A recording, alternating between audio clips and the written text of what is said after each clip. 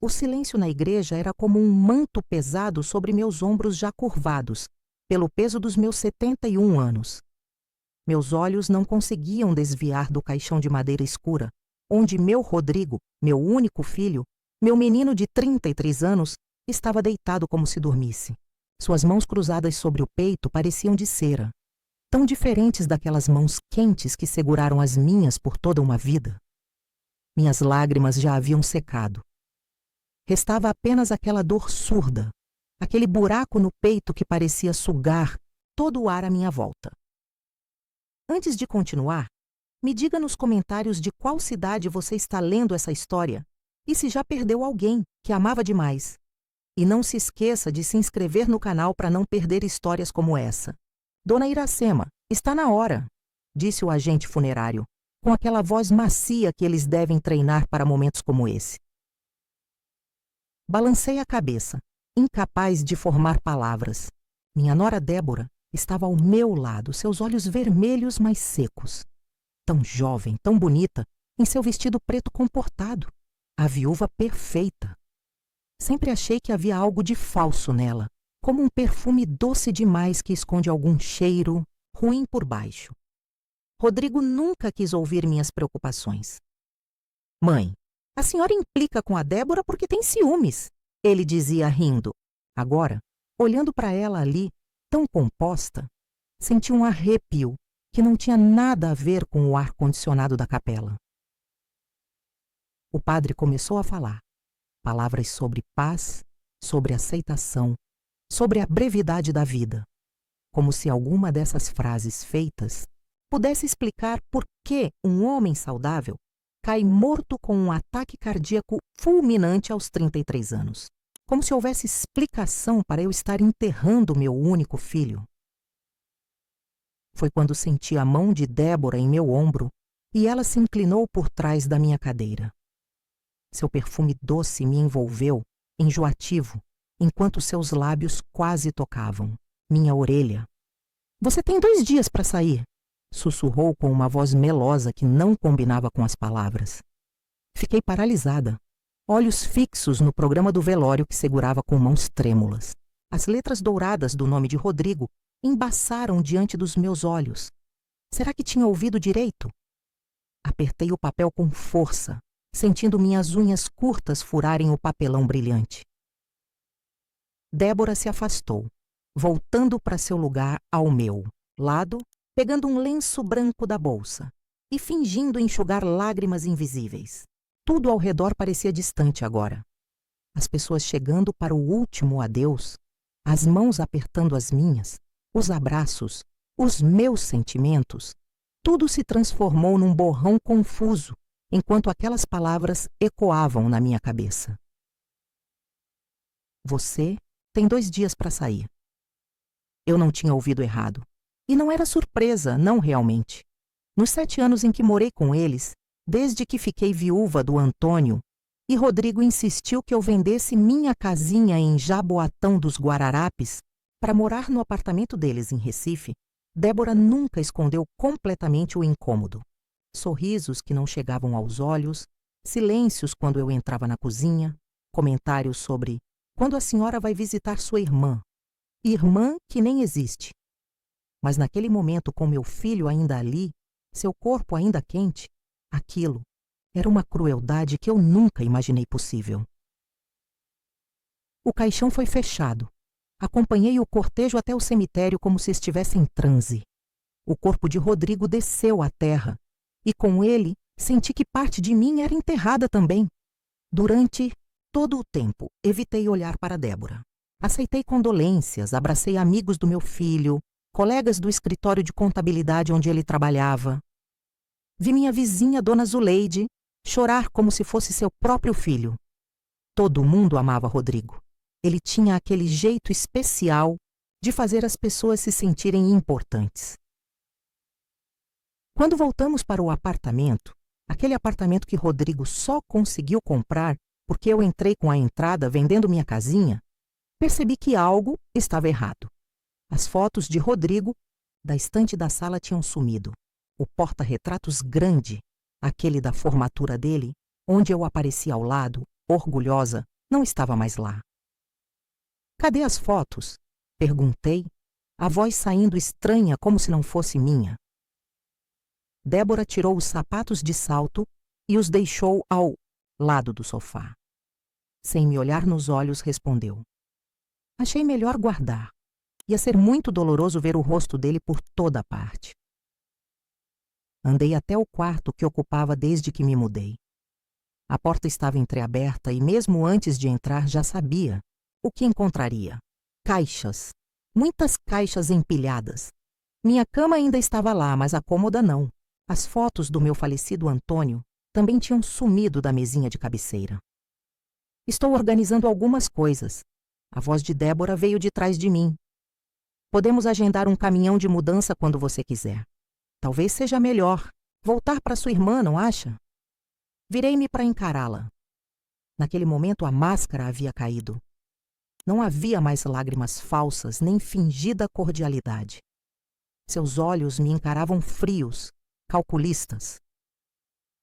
Não tenho irmã, Débora. Você sabe disso. Ela deu de ombros como se aquilo fosse um detalhe irrelevante. Bem, o que você vai fazer da sua vida não é problema meu. Só preciso deste quarto e do apartamento. Meu nome está na escritura desta casa, falei, sentindo uma coragem que não sabia que ainda tinha. Entrei com a entrada quando Rodrigo ficou desempregado. Lembra? Algo lampejou nos olhos dela. Irritação? Preocupação? Foi tão rápido que não pude identificar. Os documentos estão em ordem, dona Iracema. Rodrigo cuidou de tudo antes. Ela parou, como se estivesse emocionada. Antes de partir, este apartamento é meu agora. Quero ver meus documentos. E minhas joias. Que joias? Senti um frio na barriga. Um frio na aliança da minha mãe. O colar que Antônio me deu quando completamos 25 anos de casados. Os brincos que guardava para dar à nora que amasse meu filho de verdade. Você sabe do que estou falando. Minha caixa de madeira entalhada ficava na última gaveta da cômoda. Ela cruzou os braços impaciente. Não sei de caixa nenhuma. Talvez tenha sido roubada. Ou talvez a senhora esteja ficando confusa com a idade. Acontece. Ali, naquele exato momento, eu soube que estava em guerra. Uma guerra que eu nem sabia que existia até meu filho morrer. Uma guerra que começou muito antes, quando Débora entrou na vida do Rodrigo e começou pacientemente a afastá-lo de mim. Sempre sutil, sempre discreta, plantando pequenas dúvidas, pequenos incômodos. Sua mãe disse isso de mim? Sua mãe não gosta do jeito que eu cozinho, né? Sua mãe parece tão cansada, talvez ela precise descansar mais. E você, o que faria se estivesse no meu lugar? Se perdesse seu único filho e no mesmo dia descobrisse que está prestes a perder também seu lar e suas memórias? Não respondi a Débora. Entrei no quarto, fechei a porta e me sentei na cama. Minhas pernas tremiam. Não de medo, mas de raiva. Uma raiva que eu não sabia que ainda podia sentir aos 71 anos. Olhei para as mãos enrugadas, manchadas pelo tempo. Mãos que embalaram Rodrigo quando bebê, que enxugaram suas lágrimas quando caiu da bicicleta, que seguraram as dele quando o pai morreu. Mãos que agora se fechavam em punhos. Não, eu não sairia daquela casa em 2 dias, nem em 2 meses, nem em 2 anos. Aquela guerra que Débora começou eu terminaria. Por Rodrigo, por mim, por tudo o que construí ao longo de uma vida inteira. Na manhã seguinte, acordei com o barulho de móveis sendo arrastados. Levantei-me com dificuldade. Minha artrite sempre piorava em dias úmidos como aquele e saí do quarto.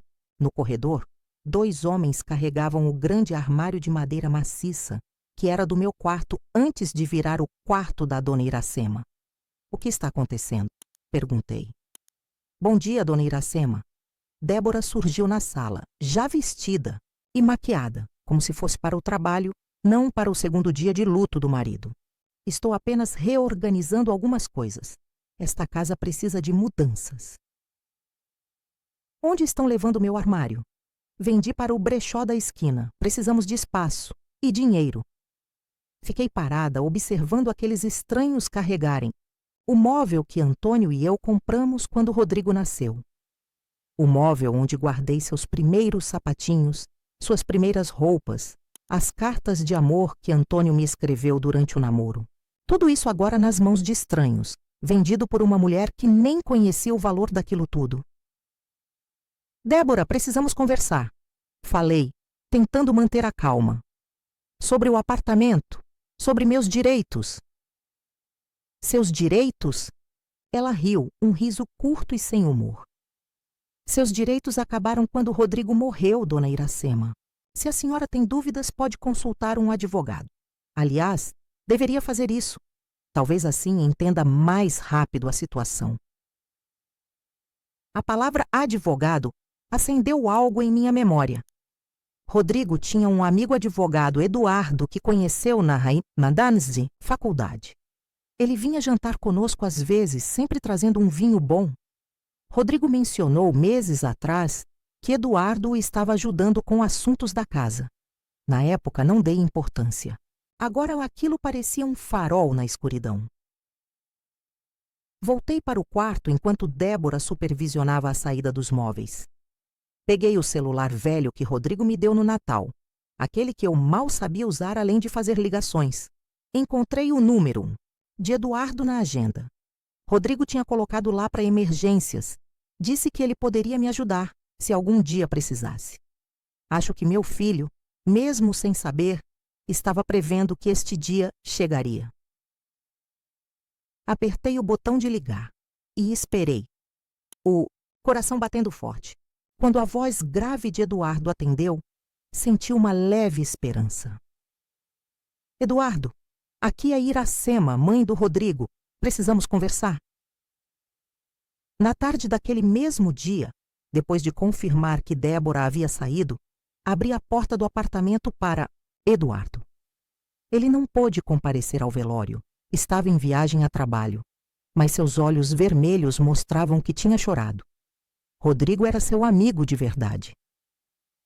Dona Iracema, meus sentimentos, disse ele, abraçando-me com cuidado como se eu pudesse quebrar.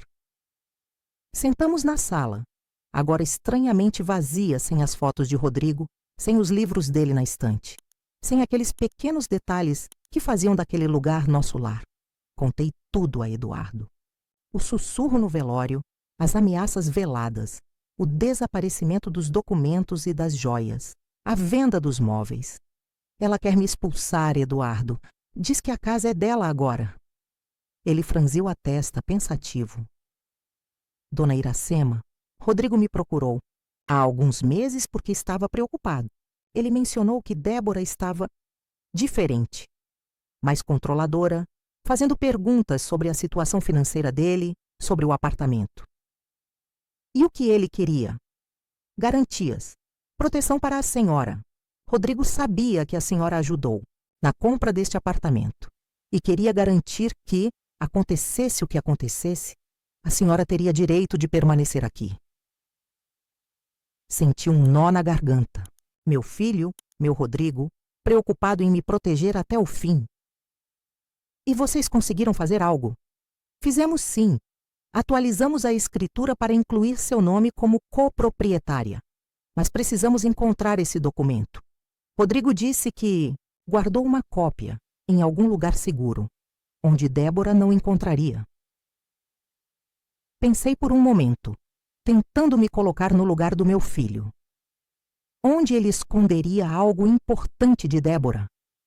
Ela controlava tudo na casa. Mexia em todas as gavetas, todos os armários. O sótão, sussurrei de repente. Débora tem pavor de aranhas, nunca sobe lá. Rodrigo guardava coisas importantes numa caixa de metal, atrás das decorações de Natal. Eduardo assentiu. Vamos verificar. Se encontrarmos a escritura com seu nome, Débora não pode expulsá-la legalmente. Este apartamento é seu também, dona Iracema. Pela primeira vez desde que Rodrigo morreu, senti uma pequena chama de esperança. Esta guerra que Débora começou, talvez eu pudesse vencer. por mim, por meu filho, por tudo o que eu ainda tinha força para lutar.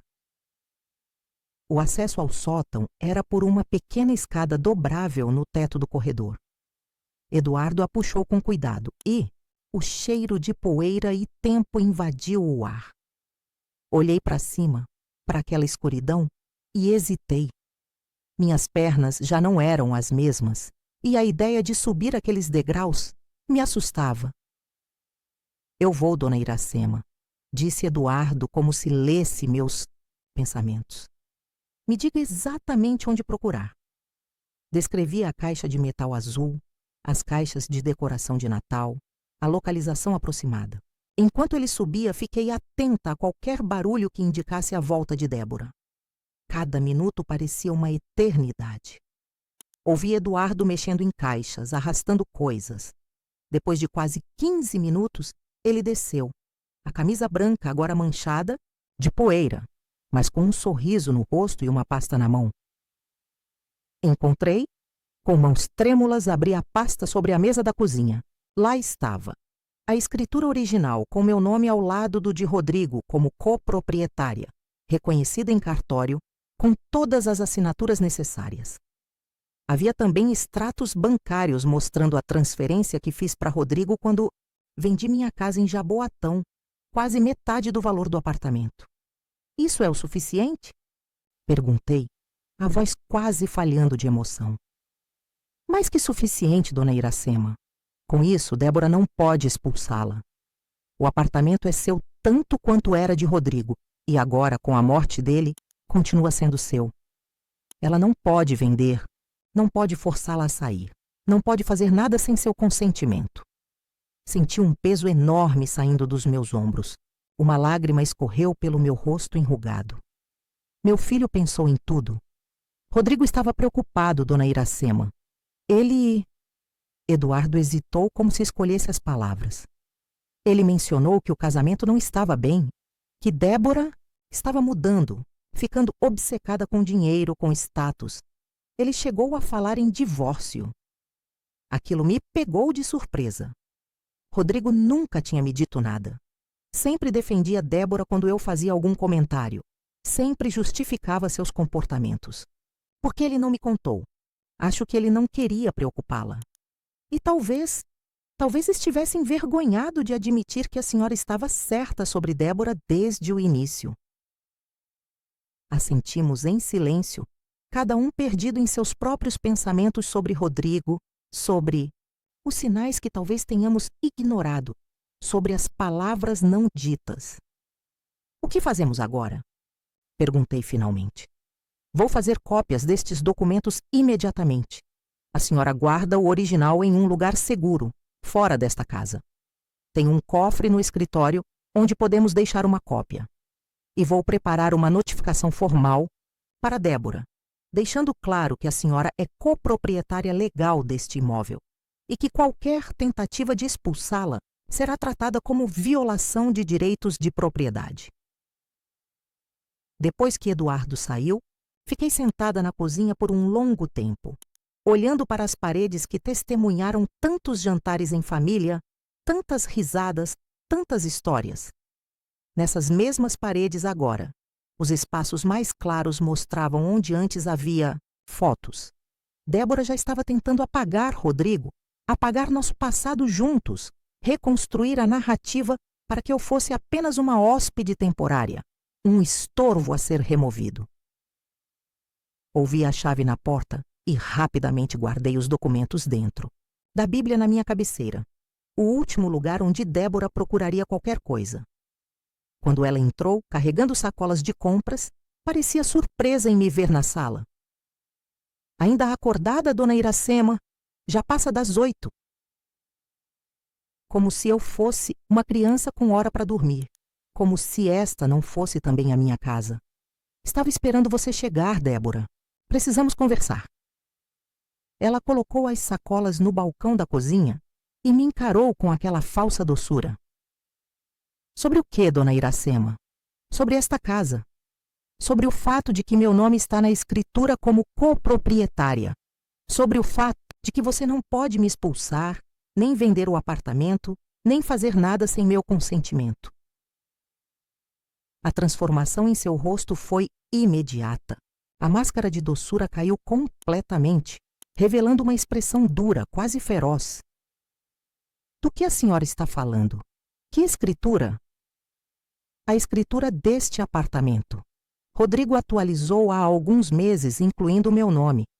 Tem os documentos, originais, Débora, e cópias em lugares seguros.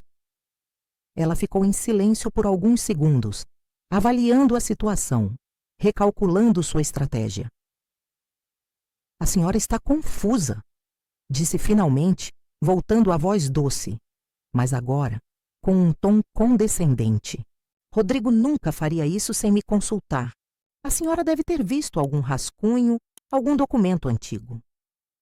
O documento está reconhecido em cartório, com data de 3 meses atrás. Tenho também os comprovantes da transferência que fiz quando vendi minha casa para ajudar na compra deste apartamento. Metade do valor veio de mim, Débora. Ela estreitou os olhos, apertando a borda do balcão com tanta força que os nós dos dedos ficaram brancos. Veremos isso, dona Iracema. Veremos. Naquela noite, não consegui dormir. Fiquei atenta a cada barulho, cada ranger de piso, cada porta abrindo ou fechando. Por volta das 2 da manhã, ouvi passos no corredor. A porta do meu quarto abriu suavemente e pude ver a silhueta de Débora contra a luz fraca do corredor. Fingi estar dormindo, regulando minha respiração. Ela entrou silenciosamente, mexeu em algumas gavetas, verificou embaixo do colchão, no criado mudo. Quando se aproximou da Bíblia, contive a respiração. Mas ela apenas olhou para a capa e se afastou. Depois de alguns minutos que pareceram horas, ela saiu tão silenciosamente quanto entrou. Na manhã seguinte, percebi que meus remédios para a pressão haviam sumido. Na cozinha, encontrei Débora preparando café. Débora, você viu meus remédios? Estavam na gaveta do banheiro. Que remédios, dona Iracema? Perguntou sem me olhar, mexendo uma xícara de café. Meus remédios para pressão alta. Não posso ficar sem eles. Ela deu de ombros. Talvez a senhora tenha esquecido onde guardou. Acontece com a idade. Quer que eu te leve ao médico para pegar uma nova receita? Naquele momento entendi o jogo de Débora. Ela estava tentando me desestabilizar, me fazer parecer confusa, desorientada.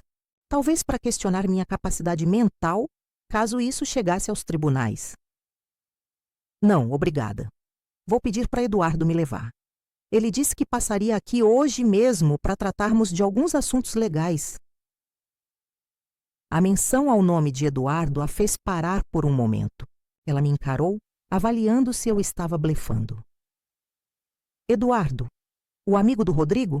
Sim, o advogado. Ele está me ajudando com algumas questões, inclusive sobre a escritura do apartamento.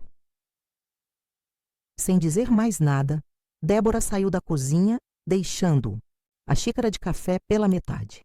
Alguns minutos depois, a ouvi ao telefone, falando em voz baixa. Aproximei-me silenciosamente da porta da sala para ouvir. Não, ela sabe. Documentos no cartório, advogado envolvido. Não sei como o Rodrigo fez isso. Temos que agir rápido. Aquela velha não vai ficar com nada. E você, o que faria no meu lugar? Enfrentaria uma mulher que está disposta a tudo para ficar, com a casa que também é sua por direito?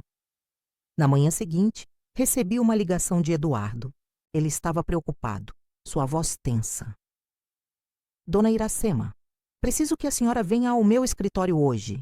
Aconteceu algo que precisamos discutir pessoalmente. Pedi um táxi, ignorando os olhares desconfiados de Débora, que fingia ler uma revista no sofá. No escritório de Eduardo, encontrei-o acompanhado de outro advogado, um homem mais velho que me foi apresentado como Dr. Marcos. Dona Iracema, Débora entrou com um pedido de revisão da escritura, alegando falsificação de documentos, disse Eduardo sem rodeios. Ela está dizendo que Rodrigo nunca incluiria a senhora como coproprietária sem o consentimento dela. e que a assinatura dele no documento pode ter sido forjada. Senti como se tivesse levado um soco, a audácia daquela mulher. Mas isso é absurdo. Rodrigo assinou tudo legalmente no cartório. Sim, e temos provas disso. O problema é que ela também apresentou um testamento, supostamente assinado por Rodrigo, onde ele deixa o apartamento exclusivamente para ela. O testamento tem data posterior à atualização da escritura. Meu coração disparou. Um testamento? Rodrigo nunca mencionou ter feito um testamento. Isso é mentira, falei, com mais firmeza do que sentia. Rodrigo jamais faria isso. Dr. Marcos se inclinou para frente, os olhos gentis por trás dos óculos de armação grossa. Dona Iracema, precisamos verificar a autenticidade desse testamento. Se for falsificado, isso é crime e podemos reverter qualquer decisão baseada nele. Mas precisamos de provas. Foi quando me lembrei. O e-mail de Rodrigo. Meu filho sempre me deixava usar seu computador quando precisava falar com minhas poucas amigas pelo Facebook. Ele nunca alterava suas senhas, dizia que não tinha nada a esconder de mim. O computador de Rodrigo. Ele deve estar em casa ainda. No e-mail dele talvez exista alguma prova, alguma comunicação sobre a escritura ou mesmo sobre esse suposto testamento. Eduardo assentiu. Excelente ideia, mas como vamos acessar? Débora certamente não vai nos deixar entrar no computador. Não precisa. Sei a senha. E sei onde ele guarda o notebook quando não está usando. No fundo do armário do escritório, numa pasta preta. Voltei para casa com uma missão clara: encontrar o computador de Rodrigo e verificar seus e-mails. Quando cheguei, Débora não estava. Aproveitei a oportunidade e fui direto para o pequeno escritório, agora já com várias caixas empilhadas, como se ela estivesse se preparando para uma mudança. No fundo do armário encontrei a pasta preta. Dentro, o notebook cinza de Rodrigo. Levei-o para meu quarto, fechei a porta e o liguei com mãos trêmulas. A tela se iluminou, pedindo senha. Digitei Sofia 2013, o nome da nossa cachorrinha, que morreu em 2013. A primeira coisa que Rodrigo e eu tivemos juntos naquela casa. A tela desbloqueou. Entrei no e-mail, a mesma senha. Havia centenas de mensagens não lidas desde a morte de Rodrigo.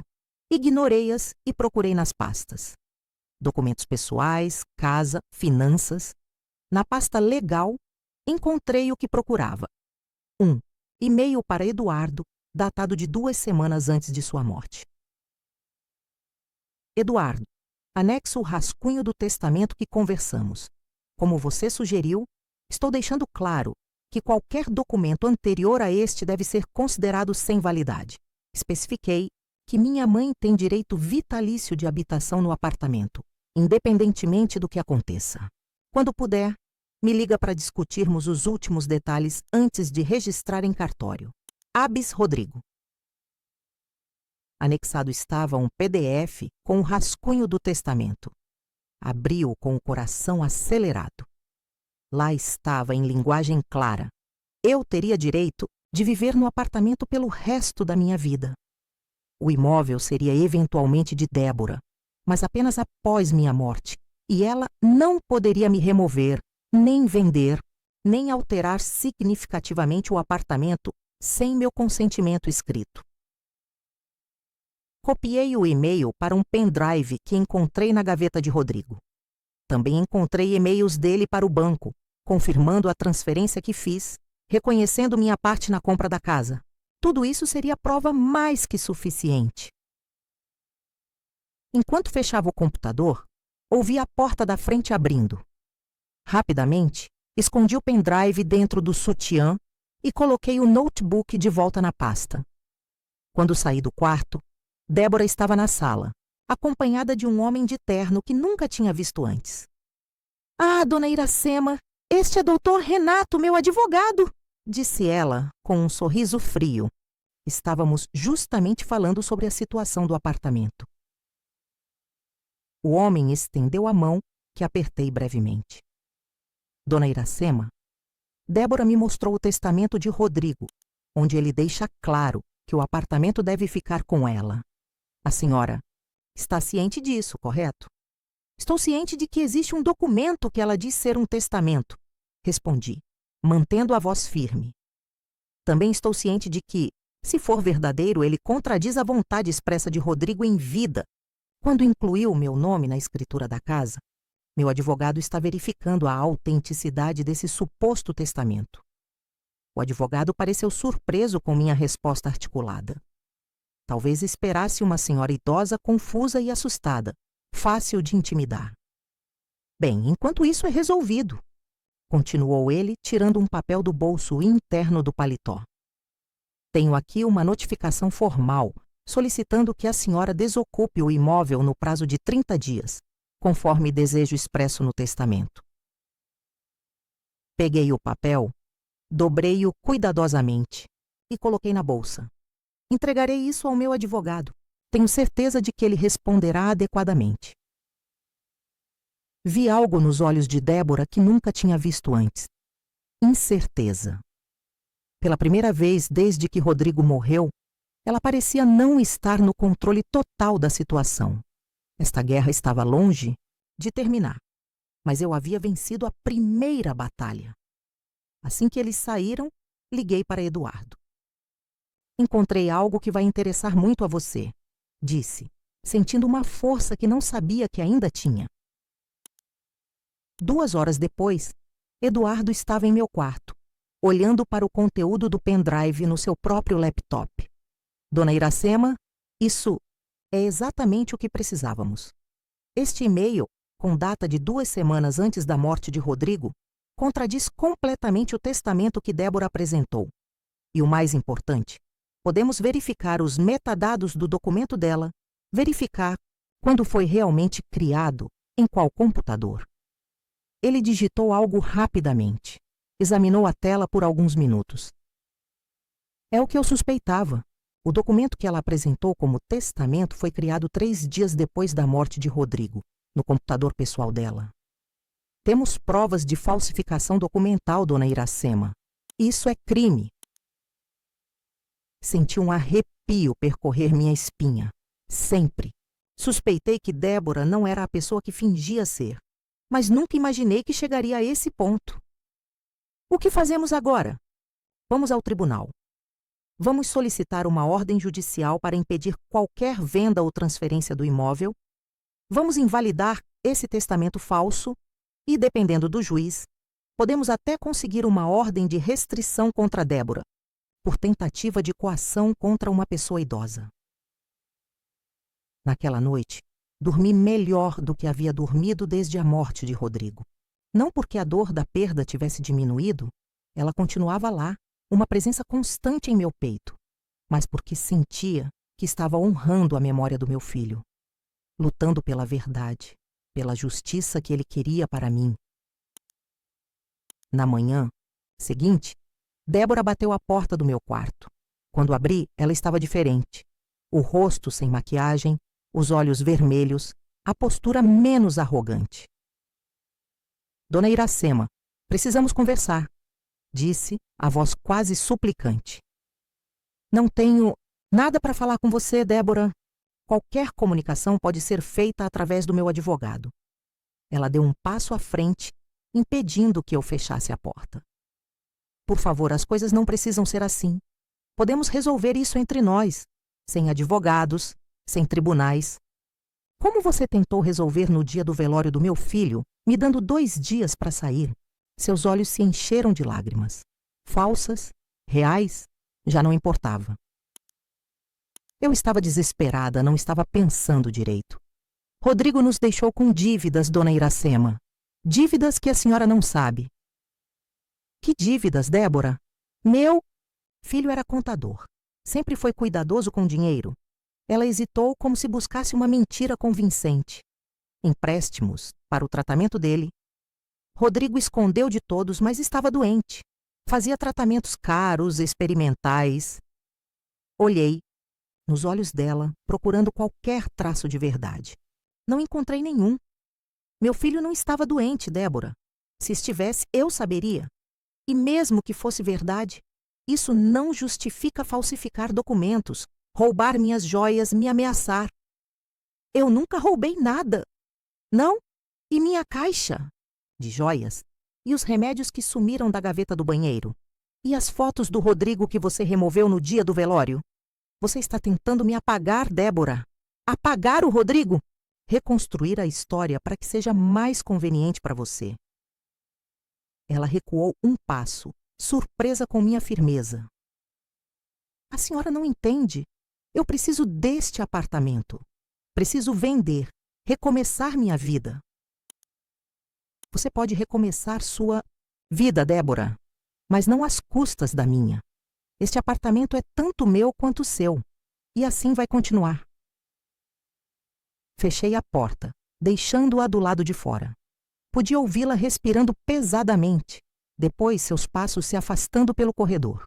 Esta guerra ainda não tinha acabado, mas pela primeira vez desde a morte de Rodrigo, eu sabia que tinha chances de vencer. No dia da audiência preliminar, chovia em Recife. Aquela chuva fina e persistente que parece lavar a cidade, mas nunca limpa completamente as marcas que a vida deixa em nós. Eduardo passou para me buscar cedo. Vesti-me com cuidado. O vestido azul marinho que guardava para ocasiões especiais. O único colar que Débora não conseguiu roubar. Um pequeno crucifixo de prata que estava no meu pescoço, quando tudo começou. E levei um guarda-chuva pequeno que Rodrigo me deu no último dia das mães. A senhora está bem? Perguntou Eduardo quando entrei no carro. Assenti. Estava nervosa, claro. Nunca havia entrado em um tribunal antes. Em meus 71 anos, nunca precisei de advogados ou juízes para resolver meus problemas.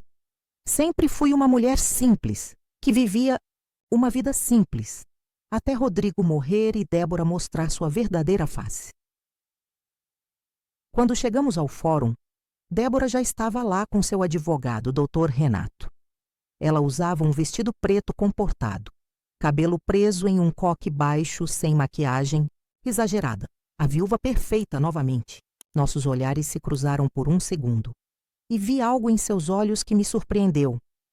Medo. A sala de audiências era menor do que eu imaginava, mais simples. O juiz, um homem de meia idade com olhos cansados, porém atentos, analisou os documentos apresentados por ambas as partes. A escritura original com meu nome, os comprovantes de transferência bancária, o e-mail de Rodrigo para Eduardo com o rascunho do verdadeiro testamento e o testamento falsificado apresentado por Débora. O documento apresentado pela senhora Débora Silva tem inconsistências graves, falou Eduardo, apontando para a tela onde o arquivo estava projetado.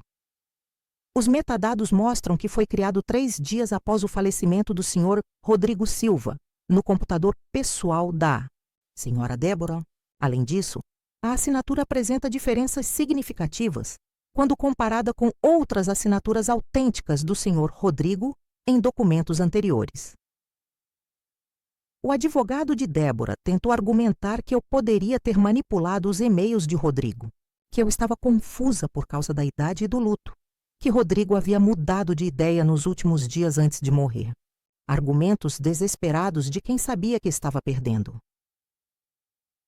O juiz ouviu tudo com atenção, fez algumas perguntas para ambos os lados e, finalmente, anunciou sua decisão preliminar. Considerando a desgravidade das alegações e as evidências apresentadas até o momento, determino o bloqueio de qualquer tentativa de venda, transferência ou modificação substancial do imóvel em questão até a conclusão deste processo. Reconheço a senhora Iracema Nunes Silva como coproprietária legítima do imóvel, conforme consta na escritura registrada em cartório, e seu direito de permanecer na residência. Sobre as acusações de falsificação documental, determino uma perícia técnica no documento apresentado como testamento pela senhora Débora Silva. Senti um alívio tão grande que minhas pernas fraquejaram. Eduardo segurou meu braço, dando-me apoio. Ganhamos esta batalha, dona Iracema, sussurrou ele. A senhora pode ficar tranquila por enquanto. Quando saímos da sala, Débora esperava no corredor. Seu rosto estava pálido, os lábios apertados em uma linha fina. Quando passei por ela, agarrou meu braço com força surpreendente. "Isso não acabou, velha", sibilou com um ódio que me assustou. "Você vai se arrepender." Eduardo imediatamente se colocou entre nós. "Senhora Débora, sugiro que mantenha a distância da minha cliente. Qualquer ameaça será relatada ao juiz e pode prejudicar significativamente seu caso." Ela soltou meu braço, mas seus olhos continuaram fixos nos meus, cheios de uma raiva que parecia consumir todo o seu ser. Nos dias que se seguiram, a tensão no apartamento era palpável. Débora e eu evitávamos nos encontrar.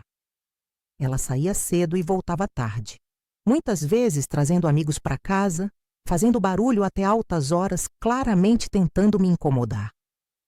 Às vezes acordava de madrugada, com o som do seu choro vindo do quarto que antes dividira com Rodrigo. Um choro que parecia genuíno, mas que eu já não conseguia distinguir se era de dor pela perda ou de frustração por seus planos estarem desmoronando. Uma manhã, quase 2 semanas depois da audiência, Débora entrou na cozinha enquanto eu tomava meu café. Seu rosto parecia diferente, mais calmo, quase sereno. "Dona Iracema, acho que começamos com o pé errado", disse ela, sentando-se à minha frente. "Rodrigo não iria querer que brigássemos assim." Olhei para ela com cautela. Após tudo o que aconteceu, qualquer mudança repentina de comportamento era suspeita. "O que você quer, Débora?" "Paz. Só isso. Pensei muito e talvez possamos encontrar um meio termo. Dividir o apartamento, como Rodrigo gostaria. Rodrigo gostaria que você não tivesse tentado me expulsar da casa no dia do velório dele." Respondi, mantendo a voz calma. "Gostaria que você não tivesse falsificado um testamento, roubado minhas joias, escondido meus remédios." Ela suspirou, um suspiro profundo e teatral. Eu estava desesperada, não estava pensando direito. Perder Rodrigo assim, tão jovem, foi um choque muito grande. Para todos nós, Débora. Ele era meu único filho. Houve um momento de silêncio desconfortável. Então, ela disse algo que me pegou completamente de surpresa. "Estou grávida." Quase derrubei a xícara de café. Olhei para ela, buscando sinais de mentira. "Como? Rodrigo? Não é de Rodrigo?" Ela se apressou em dizer. "Usamos um doador. Rodrigo e eu estávamos tentando há tempos. Ele queria tanto um filho, Dona Iracema. Sempre falava em deixar um pedaço de si neste mundo. Conseguimos, pouco antes dele, partir. O médico confirmou ontem." Algo naquela história não fazia sentido. Rodrigo nunca mencionou que estavam tentando ter um filho. Pelo contrário, sempre dizia que queria esperar mais, estabelecer melhor a carreira antes de pensar em aumentar a família. "Quanto tempo? Perdão? De gravidez. Quanto tempo?" Ela hesitou por um momento. "Quase 3 meses. Fiz um cálculo rápido. Rodrigo havia morrido há pouco mais de 1 mês. Se ela estava grávida de 3 meses, significava que... Parabéns, Débora." Falei, mantendo o rosto impassível. "Tenho certeza de que vai ser uma ótima mãe." Ela sorriu, claramente achando que eu havia acreditado. Então, sobre o apartamento, pensei que poderíamos recomeçar, por causa do bebê. Ele vai precisar de um lar e você vai querer conhecer seu neto. Seu neto? A crueldade daquela manipulação me atingiu como um soco. Ela estava usando um bebê, que certamente não era de Rodrigo, para tentar me fazer baixar a guarda. "Vamos resolver isso legalmente, Débora, como estamos fazendo até agora." Seu sorriso vacilou. Claro. Só pensei que por causa do bebê, talvez quisesse resolver as coisas mais amigavelmente. Levantei-me da mesa, levando minha xícara para a pia. Vou ligar para Eduardo hoje mesmo. Tenho certeza de que ele vai querer saber dessa novidade. A expressão de Débora endureceu instantaneamente. O que quer dizer com isso? Que meu advogado provavelmente vai querer informações sobre essa gravidez. Datas, comprovantes médicos, talvez até um teste de DNA após o nascimento, para garantir os direitos do bebê, claro. Ela se levantou abruptamente, a cadeira arrastando com força no piso. Você é uma velha amarga mesmo, não é? Não suporta a ideia de que eu possa ser feliz após Rodrigo. Você pode ser feliz quanto quiser, Débora, só não às custas das mentiras sobre meu filho. Ela saiu da cozinha batendo os pés, como uma criança que não conseguiu o que queria. E, de certa forma, era exatamente isso. Uma criança mimada, acostumada a manipular as pessoas para conseguir o que desejava. E você? O que faria se alguém tentasse usar um bebê para manipular seus sentimentos e tomar o que é seu por direito? Liguei para Eduardo e contei sobre a suposta gravidez. Ele ficou tão surpreso quanto eu. Dona Iracema, isso é uma tentativa desesperada. Se ela está mesmo grávida e afirma que é de Rodrigo via doador, teríamos que verificar datas, documentos médicos.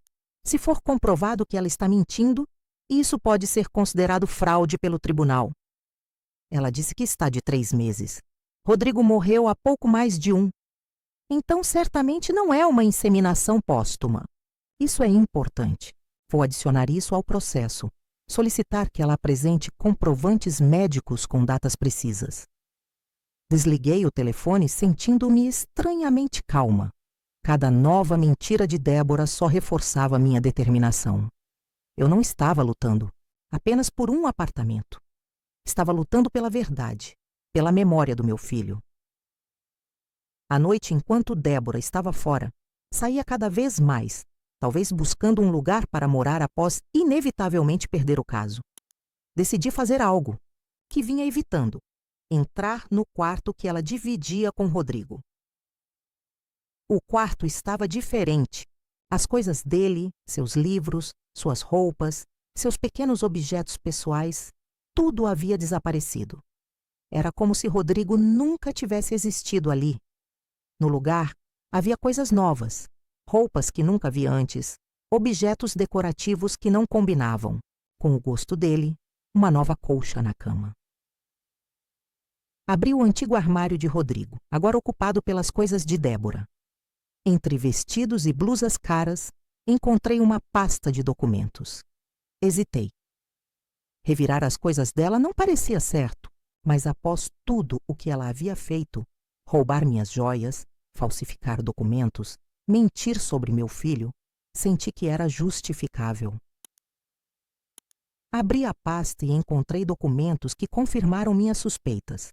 Extratos bancários mostrando transferências suspeitas de dinheiro das contas de Rodrigo para contas desconhecidas nos meses que antecederam sua morte.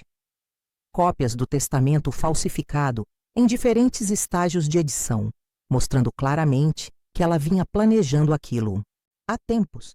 E, mais perturbador, uma cópia da apólice de seguro de vida de Rodrigo, onde ela era a única beneficiária. Apólice que eu nem sabia que existia.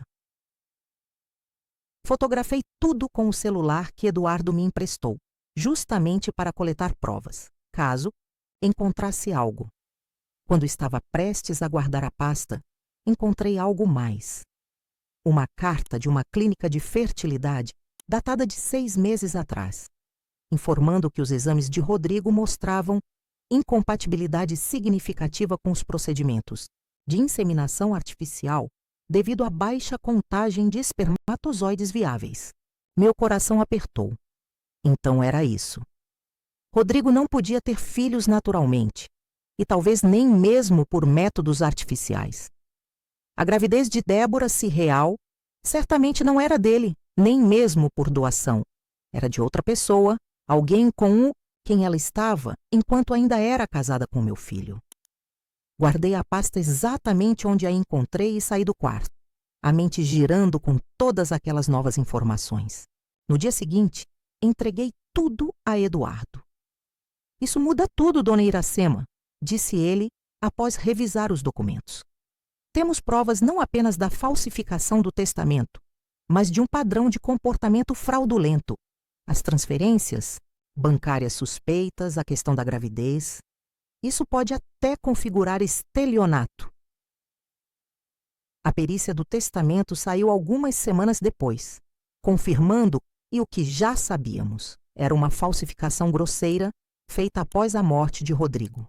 O tribunal marcou uma nova audiência para decidir o caso definitivamente. Débora parecia cada vez mais desesperada. Em uma tentativa final de me intimidar, enviou uma notificação falsa de despejo, com papel timbrado falsificado e assinaturas forjadas. Eduardo rapidamente confirmou que era falsa e adicionou isso ao processo como mais uma evidência de tentativa de fraude. Na noite anterior à audiência final, Débora organizou o que chamou de reunião de luto em nosso apartamento. Convidou amigos e familiares de Rodrigo, supostamente para lembrar dele, mas na verdade, como percebi logo, para reforçar sua narrativa de que era a única herdeira legítima. Durante a reunião, enquanto Débora falava sobre seus planos para a casa que Rodrigo deixou para ela, decidi quebrar meu silêncio. Aproximei-me de um pequeno grupo que incluía o chefe de Rodrigo e 2 de seus amigos mais próximos. Rodrigo deixou a casa para nós 2, na verdade, falei calmamente. Sou coproprietária legal do imóvel. Está tudo documentado em cartório. A notícia se espalhou rapidamente pela sala. Vi os olhares surpresos, as cabeças se virando para Débora, que parecia ter perdido a cor do rosto. Ela logo me puxou para o corredor, longe dos convidados. O que pensa que está fazendo? Sibilou, os olhos faiscando de raiva. Contando a verdade, Débora. Algo que você deveria tentar algum dia. Você vai se arrepender disso. Amanhã no tribunal, vou destruir você. Mantive-me calma, sustentando seu olhar furioso. Não, Débora. Amanhã no tribunal, a verdade vai prevalecer. E a verdade é que você falsificou documentos, tentou me expulsar ilegalmente de minha própria casa e está mentindo sobre a gravidez de um filho que não pode ser de Rodrigo. Seus olhos se arregalaram. Do que está falando? Encontrei a carta da clínica de fertilidade. Rodrigo não podia ter filhos, Débora. Nem naturalmente, nem por métodos artificiais. Ela recuou um passo, como se eu tivesse lhe dado um tapa. Você invadiu minhas coisas, assim como você invadiu as minhas desde que Rodrigo morreu. Roubou minhas joias, escondeu meus remédios, falsificou documentos com o nome do meu filho. Débora respirou fundo, tentando recuperar a compostura. Ninguém vai acreditar em você. Sou a jovem viúva grávida. Você é apenas uma velha confusa e amarga. Veremos, Débora. Veremos. A audiência final foi tensa. O juiz revisou todas as evidências. A escritura original com meu nome, os comprovantes da minha contribuição financeira, o testamento falsificado, os e-mails de Rodrigo para Eduardo, as transferências bancárias suspeitas, a carta da clínica de fertilidade. Débora negou tudo, chorou, tentou jogar a carta da viúva grávida e desamparada. Mas as evidências eram irrefutáveis. Após algumas horas que pareceram dias, o juiz anunciou sua decisão. Este tribunal reconhece Dona Iracema Nunes Silva como coproprietária legítima do imóvel em questão, conforme consta na escritura registrada em cartório. O testamento apresentado pela senhora Débora Silva é declarado inválido por apresentar claros sinais de falsificação, conforme confirmado pela perícia técnica. A senhora Débora Silva está proibida de remover Dona Iracema da residência, realizar qualquer venda ou transferência do imóvel sem o consentimento expresso de Dona Iracema, ou alterar significativamente a estrutura do apartamento sem autorização judicial. Um silêncio pesado tomou conta da sala. Senti lágrimas escorrendo pelo meu rosto. Não eram lágrimas de alegria, mas de alívio. Alívio por ter conseguido proteger o último lugar onde vivi com meu filho, onde suas memórias ainda estavam vivas. O juiz continuou. Além disso, considerando as graves acusações de falsificação documental e tentativa de fraude, este tribunal determina a abertura de um inquérito criminal para investigar as ações da senhora Débora Silva. Até a conclusão deste inquérito, a senhora Débora está proibida de se aproximar de Dona Iracema ou de entrar no apartamento sem escolta policial para retirada de seus pertences pessoais. Débora desabou na cadeira, o rosto escondido nas mãos. Seu advogado tentava confortá-la, mas ela o afastou com um gesto brusco. Quando nossos olhares se cruzaram pela última vez naquela sala, não vi mais raiva em seus olhos. Vi derrota. Na semana seguinte, Débora veio retirar seus pertences, acompanhada por 2 policiais. Não trocamos uma palavra sequer. Observei da janela da sala, enquanto ela colocava malas e caixas no carro, o rosto escondido por grandes óculos escuros. Antes de partir, deixou um pendrive sobre a mesa da cozinha. Mais tarde, curiosa, conectei o dispositivo ao computador de Rodrigo. Continha apenas um arquivo de vídeo. Nele, Débora olhava diretamente para a câmera, os olhos vermelhos de choro, dizendo que Rodrigo queria que eu saísse da casa, que ele estava cansado da minha presença constante, que nosso relacionamento estava deteriorado. Uma última tentativa desesperada de distorcer a verdade. Deletei o vídeo sem terminar de assistir. Não precisava daquelas mentiras finais. Tinha algo muito mais valioso. Uma carta manuscrita de Rodrigo, encontrada por Eduardo entre os documentos do escritório dele, datada de 3 semanas antes de sua morte. Mãe, dizia a carta, estou escrevendo para pedir desculpas. Percebo agora que Débora tem me manipulado, afastando-me da senhora. As coisas entre nós não estão bem e estou considerando o divórcio. Independentemente do que aconteça, quero que saiba que a sua parte nesta casa está garantida. Eduardo, está cuidando de tudo. Se algo acontecer comigo, proteja o que é nosso. Te amo, Rodrigo. Guardei a carta junto com as poucas fotos de Rodrigo que consegui recuperar, em uma caixa nova e segura. Aos poucos, fui reorganizando o apartamento. Removi as etiquetas que Débora havia colocado em tantas coisas. Coisas da mãe, para doar, lembranças do Rodrigo. Recoloquei as fotos do meu filho nos lugares onde sempre estiveram. Lentamente, transformei aquele lugar de guerra em um lar novamente. Numa noite de chuva, semelhante àquela do dia da audiência, acendi uma vela diante da foto de Rodrigo. Preparei um chá de camomila, o favorito dele, e sentei-me no sofá da sala, olhando para as luzes da cidade de Recife pela janela. Pela primeira vez em meses, dormi com a janela aberta, sem trancar a porta do quarto, sem ouvir passos no corredor, sem medo. A guerra tinha acabado. Quando Débora finalmente partiu, para sempre, fiquei na cozinha, na mesa onde tantas vezes compartilhamos refeições em família. Olhei ao redor para ir à casa silenciosa, limpa, só minha. E sussurrei para o vazio que ainda guarda o eco da voz do meu filho. Minha casa, minhas regras. E finalmente respirei em paz. Obrigada por chegar até o fim. Se essa história te tocou de alguma forma, curta e compartilhe com alguém que precisa ouvir isso. E conte-nos. Comentários. Você já enfrentou alguém que tentou tirar algo que era seu por direito? Fim da história.